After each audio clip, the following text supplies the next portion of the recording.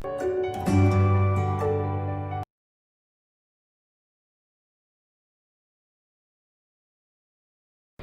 morning students. Welcome to the online classes of Trinity Memorial Senior Secondary School. Today we are going to start the second section of our first unit for English reader book. Okay. We'll go through the chapter, we'll complete the reading portion and we'll go through the exercise also to complete the chapter. So let's start the chapter. People came to him when the patient was on his last legs. Dr. Raman often burst out, "Why couldn't you have come a day earlier?" The reason was obvious, visiting fee 25 rupees, and more than that, people liked to shake the fact that the time had come to call in Dr. Raman. For them, there was something ominous in the very association. As a result, when the big man came on the scene, it was a quick decision, one way or another. There was no scope or time for any kind of wavering or whitewashing. Long years of practice of this kind had bred in the doctor a certain curt truthfulness. For that very reason, his opinion was valued. So, I'm telling you the main detail here. In the first paragraph itself, we got to know about the doctor. The name of the doctor was Dr. Raman, and he was known for his truthfulness. He was very clear whether the patient will be alive or he or she would be the dead one. And people came to him when the patient was on the last legs. That is, it was his final time. And nobody wanted Dr. Raman to be informed about that. Dr. Raman often burst out, "Why didn't you call me before?" Because the visiting fee for Dr. Raman was very high. Because the story is written in the olden times, even the 25 rupee was very much amount. Okay. And everybody knew that Dr. Raman, whatever Dr. Raman says, would be the truth. Okay. So his opinion was valued. He was not a mere doctor expressing an opinion, but a judge pronouncing a verdict. The patient's life hung on his words. This never unduly worried Dr. Raman. He never believed that agreeable words ever saved lives. He did not think it was any of his business to provide unnecessary hope when, as a matter of course, nature would tell them the truth in few hours. However, when he glimpsed the faintest sign of hope, he would roll up his sleeves and step into the arena. It might be hours or days, but he never withdrew till he wrested the prize from Yam's hands. Now here it tells us about why Dr. Raman was like this. Because he knew if he will fail, it will not help in saving anybody's lives, and in a few hours they will get to know the truth itself. So there is no time to tell the lie to them. Okay, but if there was even a little glimpse of hope for a patient to live, he would roll up his sleeves and start the work. Till he would do this, whether it took hours or days or whatever, till he got the prize of life of the patient from Yam's hand. That is, he could help the patient in surviving. Today, standing over bed, the doctor felt that he himself needed someone to tell soothing lies. He mopped his brow with his handkerchief and sat down in the chair beside the bed. On the bed lay his dearest friend in the world, Gopal. They had known each other for 40 years now, starting with their kindergarten days. They could not, of course, meet as much as they wanted, each being wrapped in his own family and profession. Occasionally on Sunday, Gopal would walk into the consulting room and wait patiently in a corner till the doctor was free. Then they would dine together, see a picture and talk of each other's lives and activities. It was a classic friendship standing over, untouched by changing times, circumstances and activities. Now in this paragraph we get to know that Dr. Raman wanted someone to tell him soothing lies, as right now he was sitting on a chair in front of a bed, and on the bed lay his dearest friend in the world.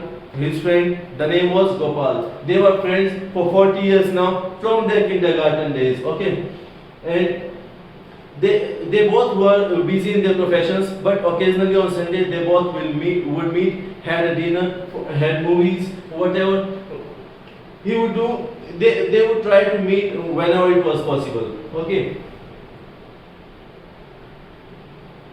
Now, in his busy round of work, Dr. Raman had not noticed that Gopal had not called in for over 3 months now. Dr. Raman forgot about Gopal for 3 months. Okay. He just remembered it when he saw Gopalson sitting on a bench in the consulting hall one crowded morning. He remembered that thing only. When he got up and was about to pass on to the operation room, he called up the young man and asked, "What brings you here? Why are you here, Patrick?" The youth was nervous and shy. Mother sent me here.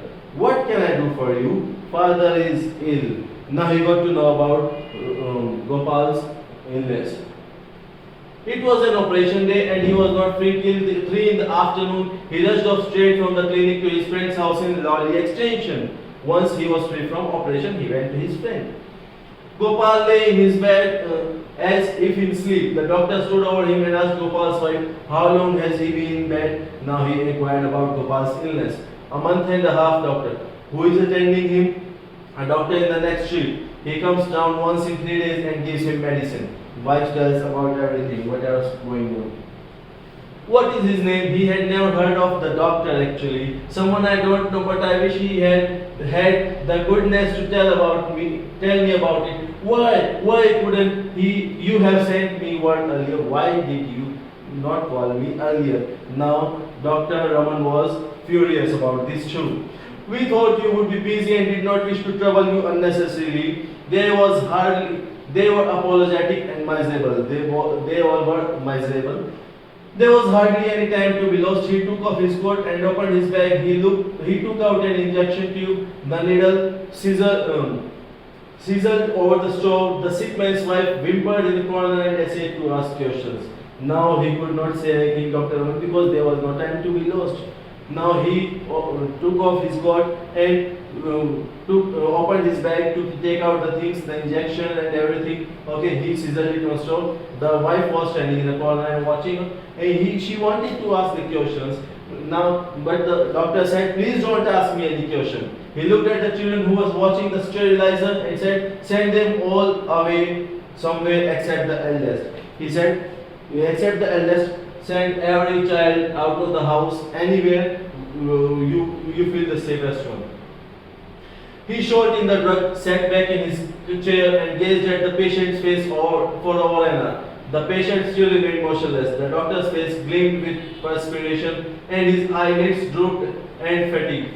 The sick man's wife stood silently. She asked timidly, Doctor, shall I make some coffee for you? No, he replied. Although he felt famished, having missed his midday meal, he got up and said, I'll be back in a few minutes. Don't disturb him on any account.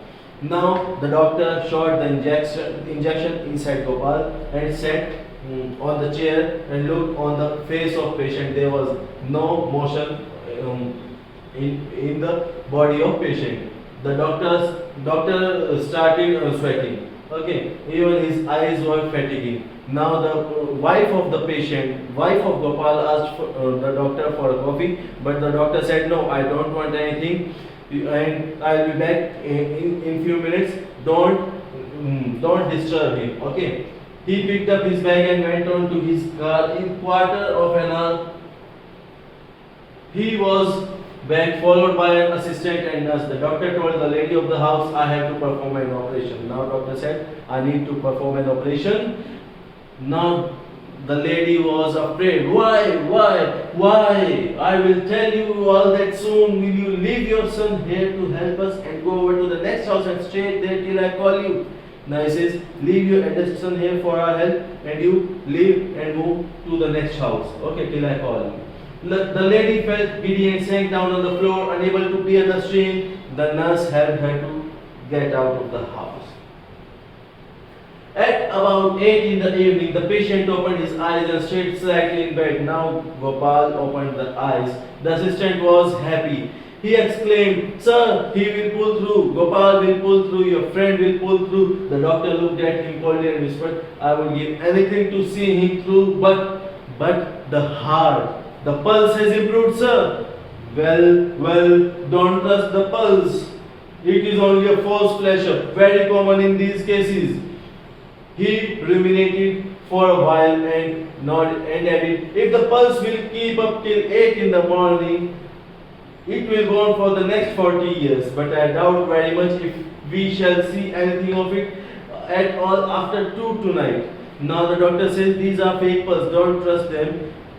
If the pulse remains this way till 8 in the morning, I bet you this will go on for 40 years, but I doubt they will not remain the same after 2 a.m. He sent away the assistant and sat beside the patient. At about 11, the patient opened his eyes and smiled at his friend, that is Dr. Raman. He showed a slight improvement. He was able to take in a little food. The great feeling of relief and joy went through the household that the patient was now fine. They swarmed around the doctor and poured out their gratitude. They said, very much thank you, doctor. He sat in his seat beside the bed, gazing sternly at the patient's face, hardly showing any signs of hearing what they were saying to him. The sick man's wife asked, "Is he out of danger?" Without turning his head, the doctor said, "Give glucose and brandy every 40 minutes. A couple of spoons will do." Okay, he didn't answer about whether Gopal was fine or not. The lady went away to the kitchen. She felt restless. She felt she must know the truth. Whatever it was, the great man, whatever it was, why was the great man so evasive? The suspense was unbearable for her. Perhaps he could not speak, so near the patient's bed. She beckoned to him from the kitchen doorway. The doctor rose and went to her. What about, she asked, what about Gopal now? She thought that maybe doctor cannot speak some things near the patient's bed as the patient may listen about what has happened actually. So the wife called him near the kitchen and doctor went there and the wife said, "What about him now? How is he going?" The doctor bit his lips and replied, looking at the floor, "Don't get excited. Unless you must know about it, don't ask now. I won't be telling you anything till it's the time to tell you everything." Her eyes opened with terror. Now she was terrified. She clasped her hand, means clasped like this, her hands together and implored, "Tell me the truth." The doctor replied, "I would rather not talk to you now." He turned around and went back to his chair. A terrible wave shot through the still house. The patient stared and looked about in bewilderment. Now there was very terrible silence in the house. The doctor got up again, went over to the kitchen door, drew it in securely and shut off the veil. Now he shut off the door. When the doctor resumed his seat, the patient asked, "Is that someone crying?" Okay, in the faintest whisper possible, "Is that someone crying?" The doctor advised, "Don't exert yourself, don't pressurize yourself, you must not talk." He felt the pulse. It was already agitated by the exertion. That was, it was beating fast. The patient asked, "Am I going? Am I dying?" "Don't hide it from me." The doctor made a deprecating noise and sat back in his chair. He had never faced a situation like this. It was not in his nature to whitewash. People attached great value to his word because of that. His scholar looked at other. He was unable to whitewash the things but he would not tell the truth to the patient, that is his friend his friend Gopal also. The patient motioned a finger to draw him nearer and whispered, "I must know how long I am going to live. Okay, I must sign the will. It is ready. I just need to sign it and you become the witness." Okay, you sign as a witness. "Oh," the doctor exclaimed, "you are exerting yourself too. You are pressurizing yourself too. You must be quieter." He felt idiotic to be repeating it. How fine it would be, he reflected, to drop the whole business and run away somewhere without answering anybody's question. Now he thought how difficult it was. The patient clutched the doctor's wrist with his weak fingers and said, "Ramu, it is my good fortune that you are here at the last moment. I can trust your word. Whatever you say, I'll believe this. I can't leave my property unsettled. That will mean endless misery for my family. You know all about Subaiya and his gang. Let me sign it before it is too late. Please, let me do it. Let me sign the will before it's too late." "Yes, presently," replied the doctor. He walked off to his car, sat in the back seat and reflected. He looked at his watch. Okay, he looked the watch and saw the time. Midnight. If the will was to be signed, he got only 2 hours, that is till 2 a.m. He could not be responsible for a mess there. He knew too well the family affairs of his friend and the whole Subaiya and the gang. But what could he do? If he asked him to sign it. That means Gopal will know that his hand has came, and if he does not and Gopal dies, then there will be problem, lifelong problem. Okay. Now he got down from the car and went in. He resumed his seat in the chair. The patient was staring at him appealingly. The doctor said to himself, "If my word can save his life, he shall not die." Now he says, "The will be damned." He called Gopal, "Listen." This was the first time he was going to do a piece of acting before a patient because he was not used to do such things. Now he said, don't worry about the will now. You are going to leave. Your heart is absolutely sound, absolutely fine." A new glow surfaced the patient's face as he heard it. He asked in a tone of relief, "Do you say so? If it comes from your lips, it must be true." Now patient was very relieved. The doctor said, "Quite right. You are improving every second. Sleep in peace. You must not exert yourself on any account. You should not feel pressure. Okay. You must sleep very soundly. I'll see you in the morning." The patient looked at him gratefully for a moment and then closed his eyes.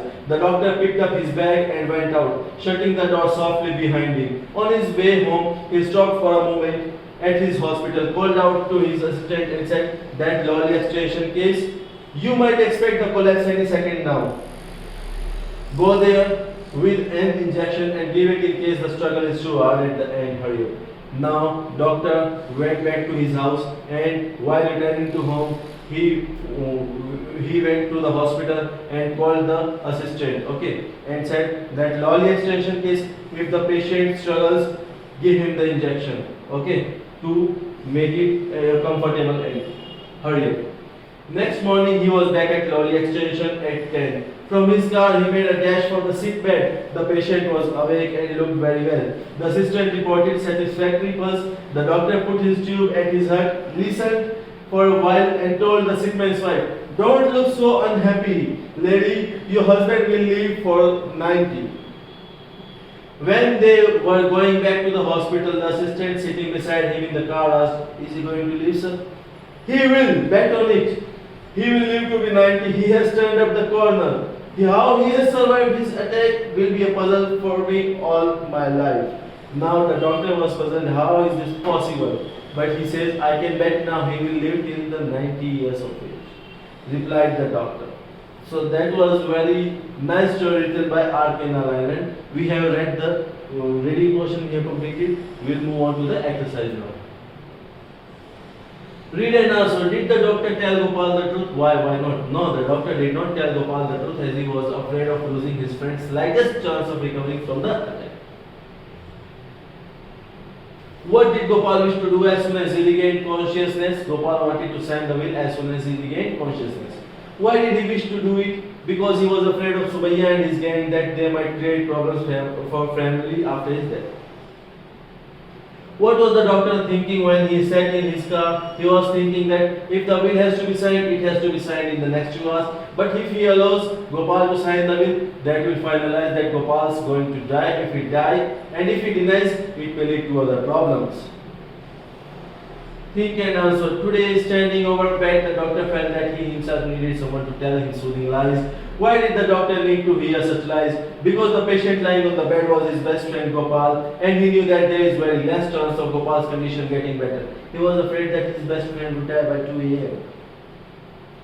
Did Gopal believe what the doctor told him? How do we know? Why do you think Gopal did not question what Raman said? Yes, Gopal believed what the doctor said, as after hearing that he will live for another 40 years, Gopal didn't ask to sign the will again. Gopal did not question what Raman said, as Raman was known for telling the truth, and whatever he said during his practice, he never gave any false hope to anybody. And if he found that there is a meager chance of cure, he would do whatever required to get the patient out of danger. Did the doctor himself believe what he told Gopal about his recovery? Which sentence in the story tells you this? No, the doctor was not sure about whatever he said to his friend about his recovery, because on his way home, he asked the assistant from the hospital to give the injection if the patient was struggling to die. Reference to context. I would rather not talk to you now. Who said this and to whom? The doctor said this to Gopal's wife. When did the speaker say this? When Gopal's wife asked him about the actual condition of Gopal. What did the words imply? The words meant that something bad has happened. What happens next? Everybody in the house was silent because of this answer from Gopal, as he was known to say the truth about the condition of patient. So students, that's it from the chapter. We have completed the reading portion along with the exercise. Before leaving the video, like the video, subscribe the channel, share our video. Till then, take care, have a nice day. Thank you.